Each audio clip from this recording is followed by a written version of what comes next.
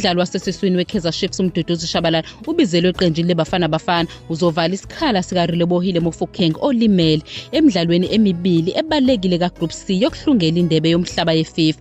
Leli qembu kuhlela ukuthi libhekane neZimbabwe ngolesihlanu eMoses Mabhida Stadium eThekwini bese kulandela umdlalo neRwanda ngemuva kwezinsuku ezine eMbombela Stadium. Ukuthola amaphuzu ayisithupha kule midlalo emibili kungenza iSouth Africa idlulele kwamanqame eUSA, Mexico naseCanada ngonyaka ozayo. uRelebohile Mofokeng ulimale ngesikhathi edlalela iOrlando Pirates inqoba iCarling knockout beshayisiwelele ngomgqibelo.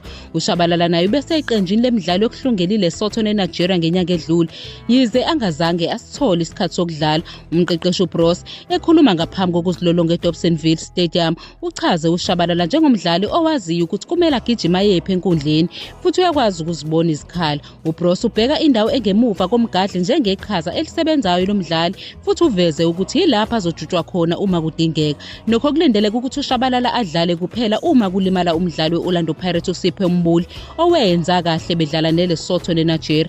iBafana Bafana isanda kuphucwa amaphuzu amathathu kuFIFA ngokudlalisa umdlalo ongafanelekile.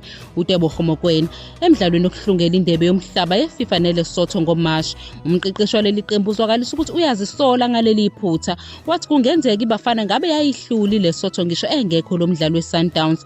uBross uveza ukuthi iqembu la inqoba kalula iBenin ngaphandle kwaMokoena ezinsukwini ezimbalwa ezedlule.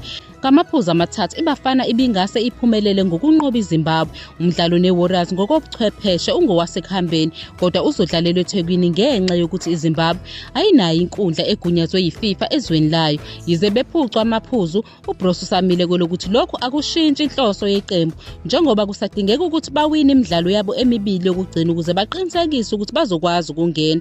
Uveza ukuthi ngokwendlela abadlale ngayo eminyakeni emibili edlule yokuhlungela indebe yomhlaba iBafana Bafana yiqembu elifanele ukuya kowamanqamu.